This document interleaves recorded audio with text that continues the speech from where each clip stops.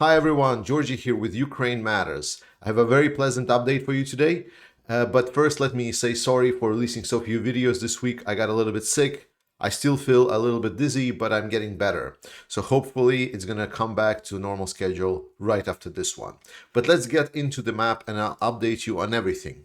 We have a situation around Novoselyevsk. Russians have been trying to really push it here. We know that they provide, I think it was the 22nd Russian Spetsnaz unit, and they are completely unsuccessful. We just continue seeing videos of Russian troops being destroyed in the area, and they have not been able to capture Novoselyevsk. So all analysts are agreeing that Ukrainian troops are successfully grinding down any kind of Russian reinforcements that have arrived to this area. If we go to the south, around Kreminna, Deep State has very nicely showed the advancements that Russians are having in this area. And especially lately, we see that there has been reports of Russians trying to attack towards Yampolivka and so on. So this is following the same pattern that we already discussed, that Russians are sending more and more reinforcements in the area. And even lately, we are hearing again reports of Russian putting extra troops around the Kreminna. This is obviously to get towards the Liman direction assault. That is what Russia wants to do. Russia wants to get to Liman so they can again get an envelopment on the appearing pocket that we discussed last time about around the Seversk-Bilohorivka area. There has been some discussions about Bilohorivka, that Ukrainians are withdrawing from that, but I have not seen any confirmation of that yet. But the plan of Russians is very, very clear. So accumulate forces here, strike towards Liman, accumulate forces here, like take Bakhmut, and then maybe, try to cut off and get the, oh my God, that's a little bit too large, and get the encirclement on this area. That is very, very simple. Like Russian big plan strategies, they have never been complex. We've seen this strategy of encirclement basically throughout this whole campaign of Russians. Like you watch at every analyst describing every map of the Russia, it's always going to be, oh, Russia is going to encircle Ukraine, Russia is going to encircle Ukraine. But to kind of show you the perspective, and this is obviously me referring to a meme, but also to explain you the perspective of what Russia wanted to achieve and what Russia right now is doing, is that we need to look at the big map. Again, guys, we need to focus on a big picture here because the war is big picture. So the goal of Russia was very, very clear from the beginning. They wanted to go here, take Odessa, link up with the Transnistria region, go surround Kyiv, maybe capture Kyiv, and then trying to essentially link up, cut Ukraine in half, and then take everything that is to the right, slowly but surely. These plans were obviously revised because capturing Kyiv was not really possible. The advancements around Kherson were not really possible. So the next objective was, let's try to capture Ukraine maybe along the Dnieper River. This again failed. From there, it was more towards Kharkiv. Let's go to maybe Dnipro, Kharkiv. So like this and like this. Then from that, again, Kharkiv was still in a process, but like attacking to Dnipro was kind of hard as well. So it's like, okay, let's go to the south edge of Kharkiv. So maybe like this to Pavlograd is over here. To which later on, Kharkiv was completely not in effect. So instead they said, okay, let's maybe try to kind of, go from Mariupol direction towards here. And then later, slowly and slowly, when we get to Lysychansk and Severodonetsk, it basically ended up being something like this. And this is exactly what we're seeing, Russians. So again, they say, okay, we need to capture this territory over here. Well, easier said than done. And that's pretty much been the Russian plan all along. So we're going to see if this will succeed. Right now, their plan on a small scale is capture Bakhmut, again, the same exact maneuver, and then capture this, again, the same exact maneuver from Liman. But what are we having on the ground here? Well, firstly, Russia is advancing north, and especially noticeable was that Russia has captured this village over here. The village is called Sacco Ivansetti. This actually stems from two Italian immigrants that were working at the shoe factory in 1920s, and they essentially were anarchists that they killed a paymaster of the shoe factory and a guard, and they were charged with first degree murder and later executed. But the interesting part is that for Soviet Union, because it was like, oh, they were just working class citizens that rose up against the capitalist dictators.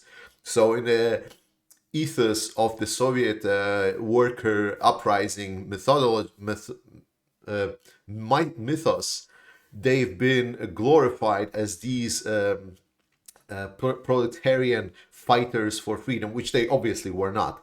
But interesting, so that's where actually the name of the village comes from. So from two Italian immigrant anarchists.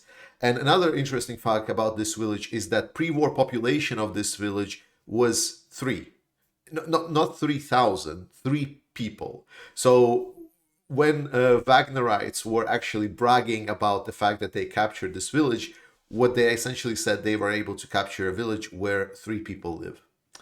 That's an interesting fact on the map to understand just how much Wagner wants to squeeze the any kind of victory that they are achieving, because they're not having a good time.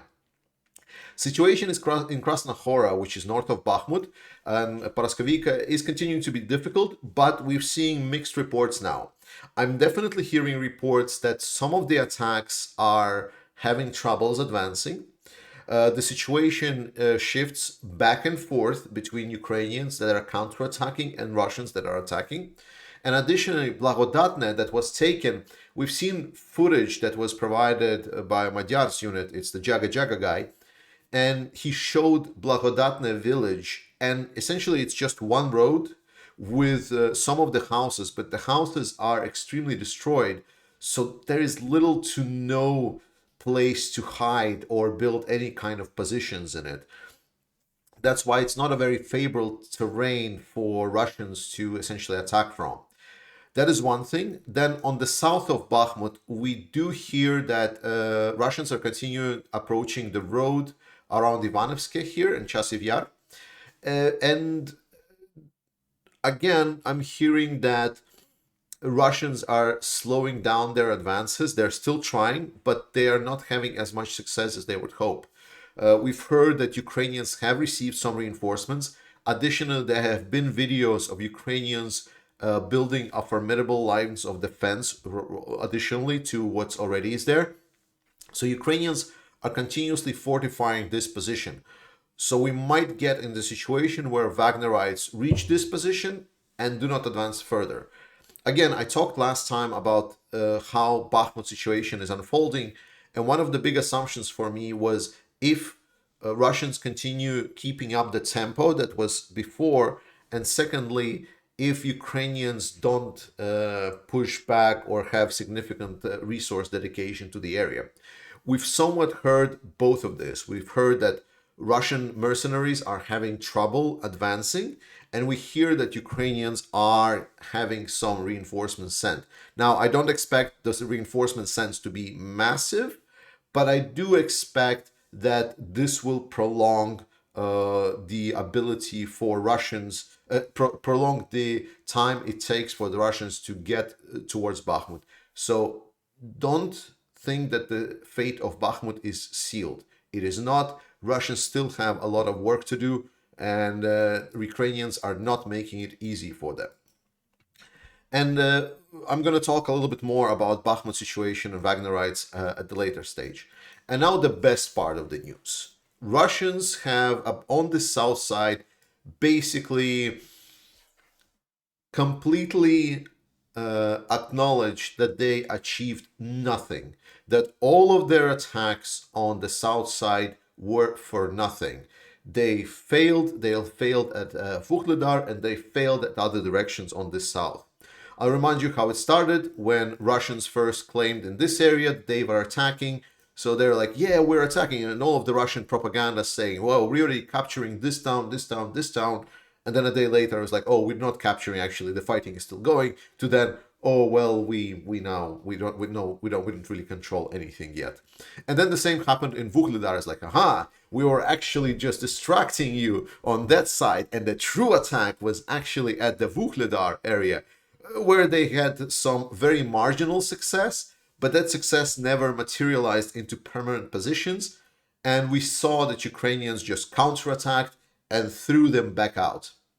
So Russians are not having a good time at Vuhledar. The 155 Marine unit that was attacking in this direction suffered significant consequences. From what I'm hearing, Russians are having a little bit of a position here, and they're having a little bit of a position around here, but all of the other areas, they were essentially pushed out of Vuhledar area. So they are back to the square one with just suffering major losses. And obviously they don't say we suffered everything. They say, oh, we've switched our tactics and now we're just going to be shelling Ukrainian position, which essentially means we're not attacking anymore.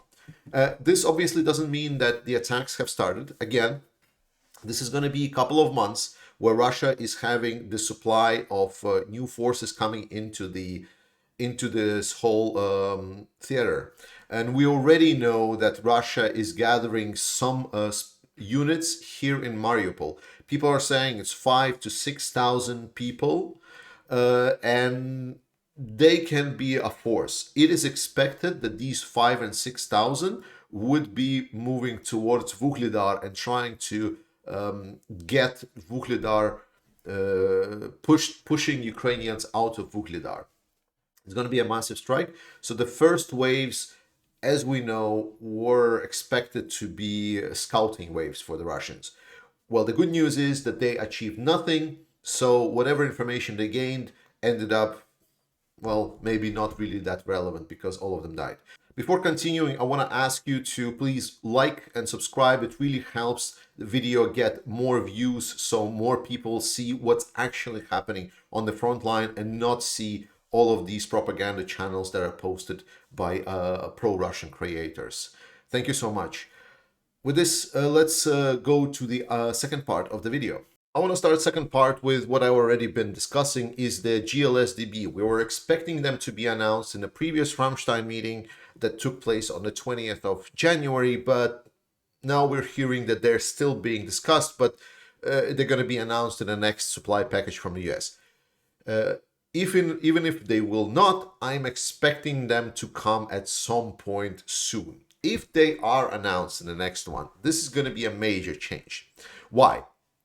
Because Bakhmut right now is being able to be attacked towards because of the close supply lines. As I explained, Luhansk is a major hub for deliveries and weapons to Bakhmut, for example. And while Ukrainians are striking some of the smaller logistical hubs in this area by their HIMARS strikes and so on, whatnot, the main central hub of Luhansk is actually where huge stocks of Russian ammunition are. So when these GLSDB 150 kilometer missiles, well, it's more like bombs, come in, that will just be the same implication when the introduction of HIMARS in general happened on the front lines. We will see Russian logistics being strained and they will need to rebuild again their whole network of logistics, which is devastating for the Russians. And this will, well, in some sense, we are replaying a scenario for June, July. So around May, June, there was fighting for Lysychansk and Severodonetsk, two big cities. We're not exactly in the same position. I'm going to mention why. But at that moment, once Lysychansk and Severodonetsk were captured, Russian army was starting to try and advance further, despite the battles for these cities costing Russians thousands and thousands and thousands of lives. However, that is also the moment when HIMARS got introduced, and we saw that the fact that logistics couldn't keep up, so the whole attack that Russia was executing past Liman, past Lysychansk and Severodonetsk never really materialized. They were able to capture Bilohorivka, but that's about it. And we are now not in the same situation as Ukraine was in May, June of the previous year. Why? Because at that moment, Ukraine pretty much ran out of ammunition. They had only the Soviet era that they were having, Soviet era artillery, and those artillery shells, their primary shells to defend, were pretty much emptied out.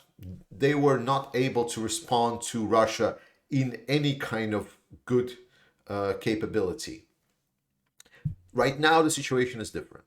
Russia is not advancing with just the artillery shells. They're having a lot scarcer artillery shell shortage. So the only way that they can advance is if they concentrate on a very specific directions. They cannot just have a whole front line saturated. So that's why if they concentrate to Bakhmut direction, that's the only way how they can advance. This obviously makes things a lot more vulnerable, right? Because introduction of even some ammunition will just completely ruin this direction. So for Ukraine, imagine the front line was lighting up massively every day on every piece of front line. So for HIMARS to be useful, a lot of time needed to be taken to disrupt the whole supply chain. Right now, we know that there is a specific supply chain that supplies weapons to Bakhmut, and it's mostly going from Luhansk. So when the 150 kilometers GLSDB comes in, they will be able to target a very specific supply chain and very quickly disrupt a specific attack pattern that Russians are having. That is one thing. Second, Wagnerites are having big trouble. So Wagner dissed a lot on Gerasimov, who is now the chief of the whole operation. We talked a little bit about him, but the point is that he is now paying back to Wagnerites. We hear that Wagnerites are struggling a lot with their ammunition supplies. They want to essentially get supplies, but Gerasimov is demanding that they will essentially follow the orders of the general staff, saying if you will not follow orders, you will just have nothing to fight with. Moreover, we hear that Prigozhin has failed with Putin. He's failed in his ambitions, and he has been on a personal downslope very significantly recently, which obviously the whole cloud around him, he wanted to build this personality of a strong man, like a leader, like this guy who was sending the hammers to the European Union, who was going after potential presidential status after that. Well, now he is a complete nothing. After Wagner now being dissed a lot on their weapons supplies, he is also completely flat out disappeared from the Russian news media. Moreover, he's now in dispute with the war criminal Strelkov, which you might know if you don't, try googling it, like Russian Girkin Strelkov.